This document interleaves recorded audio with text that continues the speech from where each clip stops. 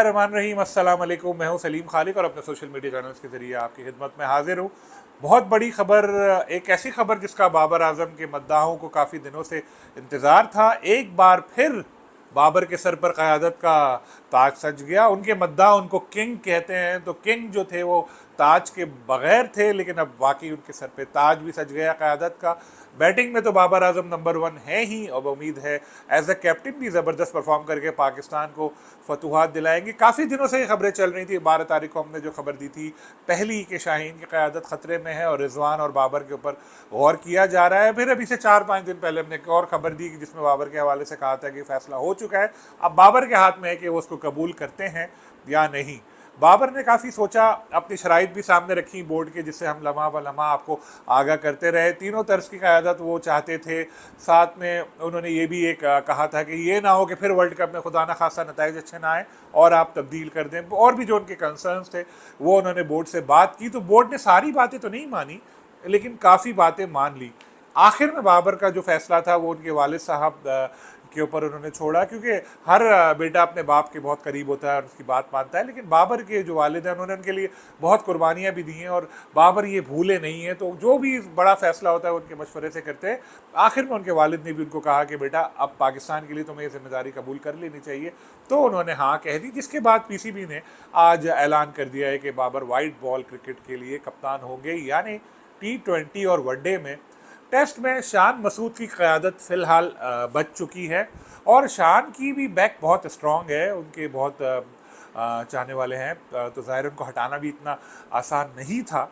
तो अब world cup आने वाला है, उससे पहले बाबर दोबारा क़यादत पे आ चुके हैं, तो उम्मीद यही रखनी चाहिए कि पाकिस्तान टीम बेहतर परफॉर्म करेगी। साथ में शाहीन आफरीदी के लिए मुझे थोड़ा अफसोस है कि एक ऐसा प्लेयर जो टीम मैन है, हमेशा उसने मुल्क को तरजीह दी, ज़बरदस्त परफॉर्म किया, लेकिन उनको जिस तरह से क़यादत से हटाया गया है ये चीज़ ठीक नहीं है।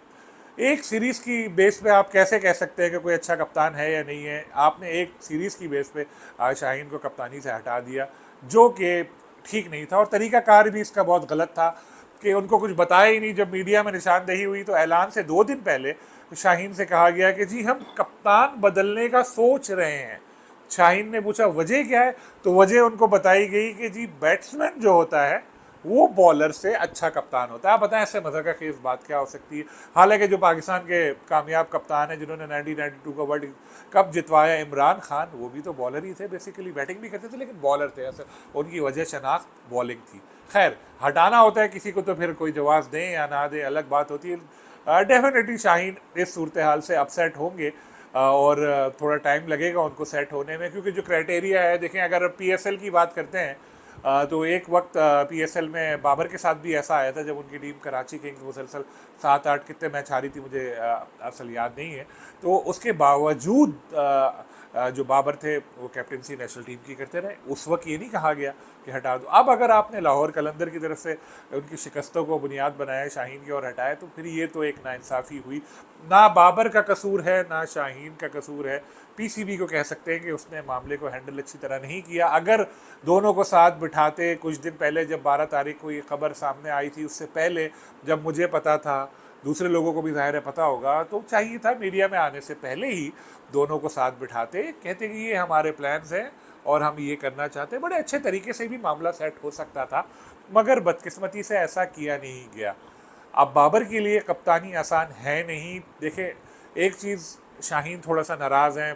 शाहीन के भी कई प्लेयर्स ऐसे हैं जो शाहीन के बहुत क्लोज़ हैं, शादाब के भी बहुत सारे प्लेयर्स क्लोज़ हैं। लेकिन बाबर के लिए जो असल मसला आने वाला है वो है मोहम्मद आमिर और इमाद वसीम।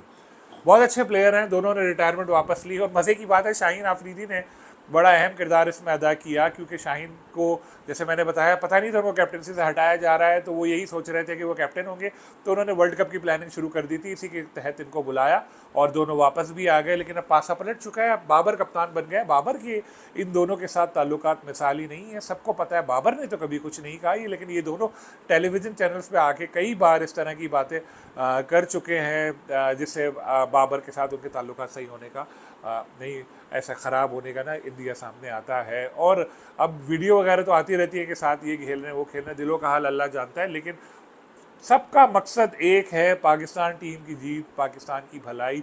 तो अब सबको यही सोचना चाहिए कि जी हमें अच्छा परफॉर्म करना है टीम के लिए और पाकिस्तान को वर्ल्ड कप जितवाना है, तभी जाके कोई फ़ायदा है। और कैप्टनसी तो देखें जी बदलती रहती है, चीज़ें होती रहती हैं।